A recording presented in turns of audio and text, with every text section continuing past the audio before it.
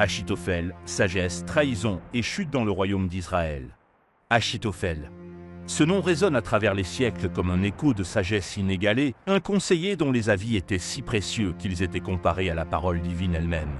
Pourtant, derrière cette réputation d'infaillibilité se cache une tragédie humaine, celle d'un homme qui, après avoir servi loyalement le roi David, choisit le chemin de la trahison, une décision funeste qui le conduirait à une fin désespérée.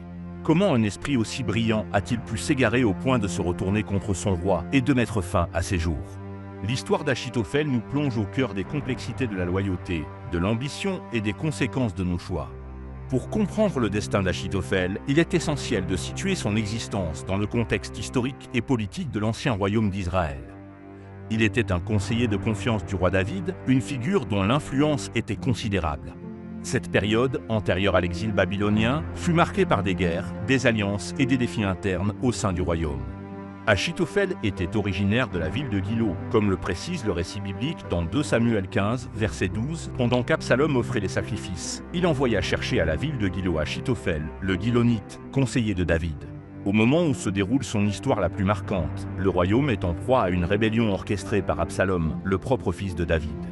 Cette insurrection plonge le royaume dans une crise profonde, déchirant les liens de loyauté et mettant en péril la stabilité établie. Achitophel, en tant que conseiller respecté de David, entretenait une relation étroite avec le roi. Cependant, il allait également établir un lien avec Absalom, un tournant décisif qui allait sceller sa destinée. La vie d'Achitophel peut être divisée en plusieurs étapes marquantes. Initialement, il a gravi les échelons pour devenir le conseiller le plus écouté de David, une position qui témoigne de son intelligence et de sa perspicacité. La Bible ne fournit pas de détails sur ses origines ou son parcours initial, mais son rôle auprès du roi indique une ascension basée sur sa sagesse et sa capacité à donner des conseils judicieux. Son action la plus notoire fut sa décision de rejoindre la rébellion d'Absalom.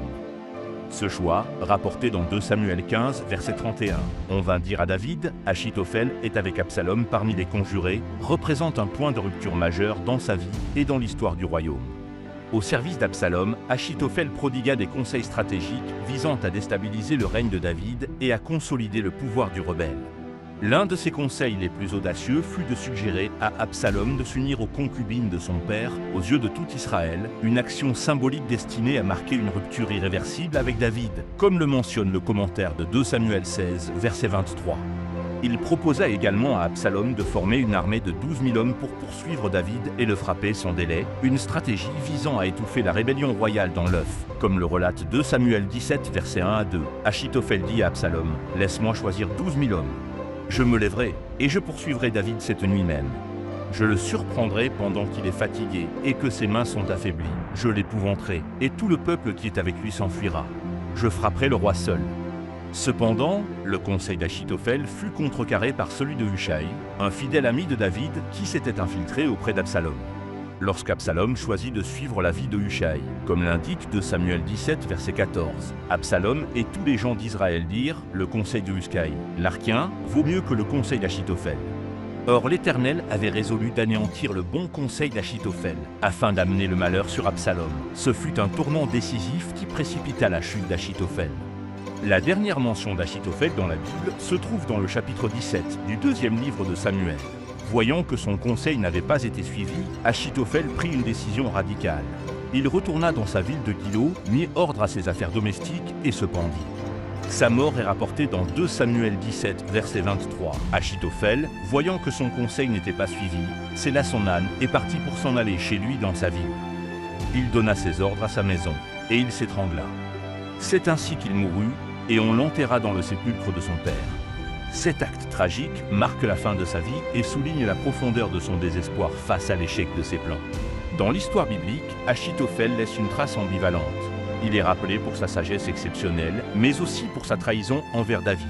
Son destin tragique sert d'avertissement contre les dangers de l'orgueil et de la déloyauté. La vie d'Achitophel offre de profondes leçons spirituelles et humaines.